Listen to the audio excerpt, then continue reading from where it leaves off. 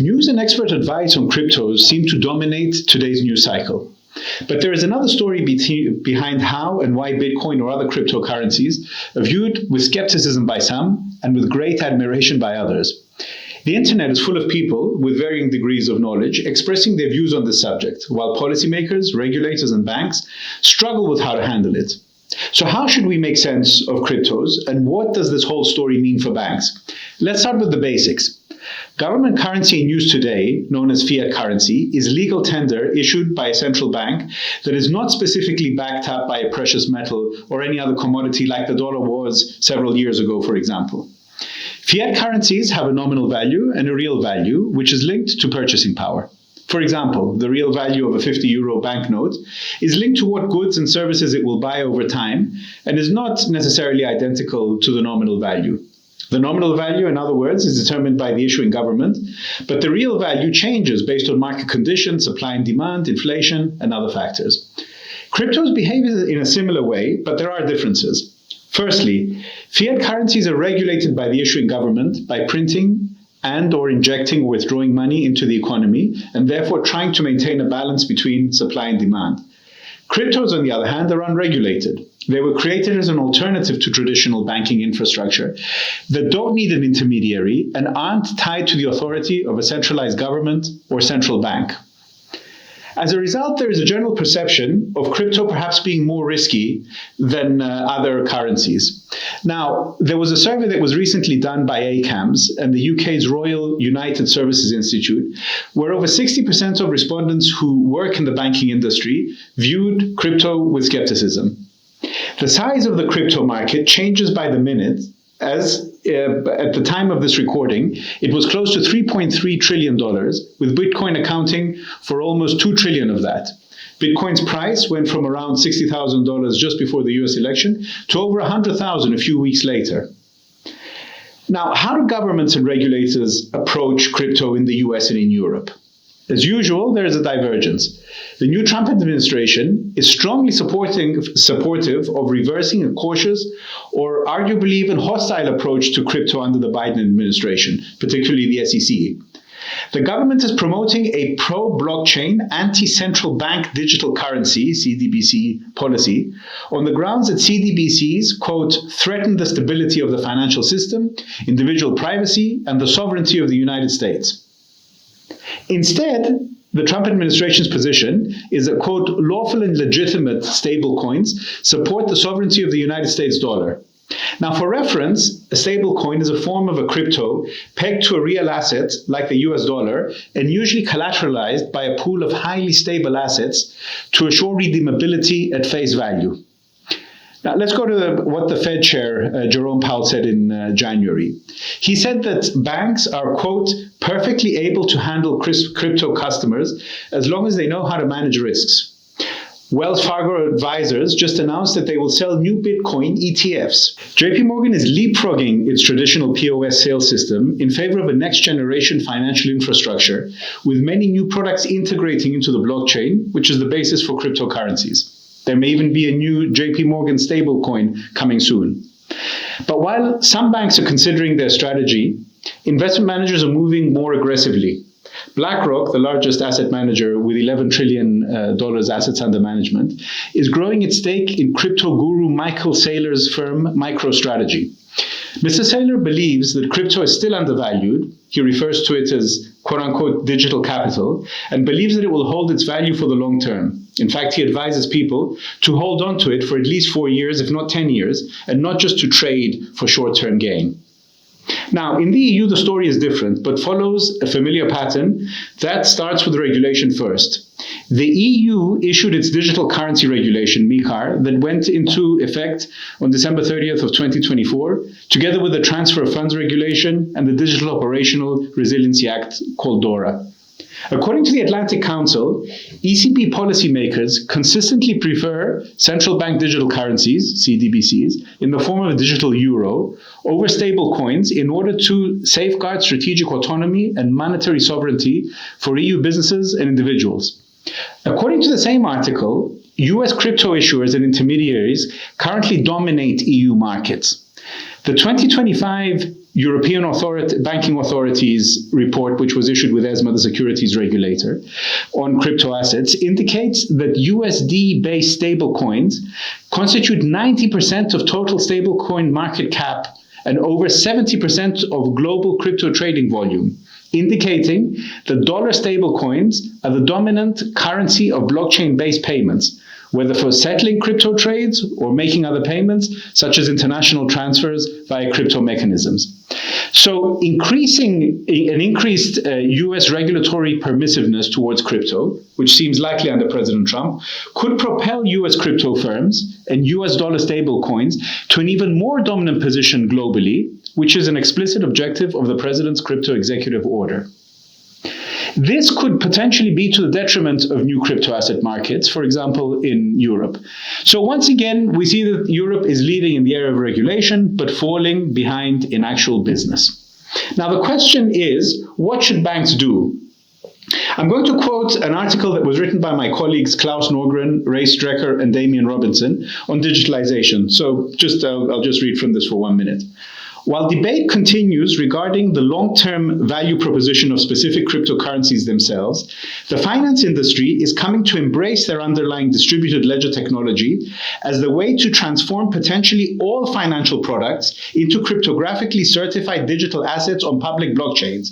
Today, it is even more likely that many or even all traditional financial assets, including cryptocurrencies, will eventually become digital assets through tokenization. That is, the cryptocurrency-based assets and decentralized finance will altogether replace them and the robust regulatory infrastructure that surrounds them. So we can see from this that there is a lot going on in the area of technology and compliance for banks. Now, this article is on our website, on the Cenobium Advisors website, so please feel free to see the entire article. Now, while crypto's role in the financial system is evolving, we see three major areas where crypto is either playing now or expected to play a major role. The first, we would call Bitcoin as a new safe haven asset. Bitcoin, with its market cap of around 2 trillion, which we just mentioned, has become a meaningful alternative to gold as a safe store of value.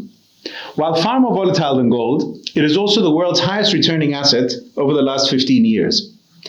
Exchange-traded funds, ETFs, based on Bitcoin and other large-cap cryptocurrencies offered by respected brands like BlackRock and Fidelity are attracting strong consumer demand. BlackRock now recommends a small allocation to crypto as part of a wealth management strategy, and it's hard to argue against that given the returns. Number two, stablecoins as a payment medium. Stablecoins, denominated and backed by safe assets like dollars or euros, can be transferred on the blockchain anywhere in the world at very low cost, and with settlement taking only a few minutes. The largest use of stablecoin today is for settlement of crypto purchases and sales on-chain, with subsequent conversion into traditional currency as needed. Two other areas of major growth for stablecoins are clear. First, stablecoins are carving out a major space in international payments, whether for remittance payments for laborers in the form of wages or fees, general cross-border payments, and the delivery of humanitarian financial aid. This is particularly applicable where certain local currencies may be unstable, such as in Latin America or Asia, and local banks are supporting conversion to local currency. Second, stablecoins are becoming a way for unbanked or underbanked consumers to store their value in an electronic wallet instead of in a plastic debit card that can be lost or stolen, giving these consumers access to a card-based payment system worldwide. Now, number three is tokenization as a new and better form of traditional securities and other real-world assets. Just as stablecoins can be backed by currency equivalent assets, other crypto tokens can be backed by real-world assets like securities, derivatives, investment funds, or even alternative assets like property. Once tokenized, these assets can also be traded globally and continuously on the chain. Today, tokenized markets are thin, but early industry experience indicates that tokenization allows assets to be denominated in smaller units to broaden access, reduce back-office costs, and reduce collateral used to guarantee settlements. Major banks and financial market utilities are taking this very seriously. In the US, the DTCC, Euroclear, and Clearstream are working together on industry standards for tokenization. The long-term vision is that today's fragmented and unwieldy trading, settlement, and payment infrastructure is slowly replaced by universal blockchain infrastructure. So our take is that banks have no choice but to embrace digital assets, not as a technical issue, but as a long-term strategic move. European banks have a long way to go on this. We live in the age of empowerment of the common person, and decisions are shifting away from institutions and closer to individuals. We see that in the rise of podcasts, for example, such as this one, and the decline of traditional media, the fall of political parties that no longer have the stranglehold over the voters that they once had, and the rise of influencer politicians. And finance will be no different. Crypto is here to stay, not only because it's had a huge rise, but because it is also associated with entrepreneurship and freedom and is a major new asset class. As banks modernize and further embrace technology, they must make every effort to get out of an overly conservative posture, which is the result of the great financial crisis, and demonstrate to their consumers that they're in touch with the latest trends and that care about them. At the moment, banks, at least in Europe, are still the lenders of choice. But other aspects of their business model, such as payments and trading, are under threat. So in the case of crypto, fighting it will be a losing battle, whereas finding the best possible ways to manage the anti-money laundering and compliance risk will ensure that they tap into this asset class that is growing and develop expertise in this area that is only going to expand. Now, banks have dealt with complex compliance matters in various areas related to sanctions and money laundering quite extensively over the years and have become much better at managing that. While banks are lagging fintechs and crypto firms in innovation, they have a huge advantage in trust. As regulatory constraints that have held them back in the crypto area are loosened, banks should now be looking at how they can add value through new offerings, partnerships, or offering a traditional banking service adapted for the crypto world, such as custody. Let me get back to the article that I just quoted from my colleagues. Technologies verifying digital identities are evolving. It has been appreciated that the safety and soundness of most financial transactions rely on good KYC, know your customer. However, even the best KYC is rendered ineffective in situations where institutions cannot reliably verify that a person or entity they are transacting with is who they claim to be. This poses challenges for both financial institutions and their supervisors, as fewer and fewer transactions involve human interactions between the bank and the customer.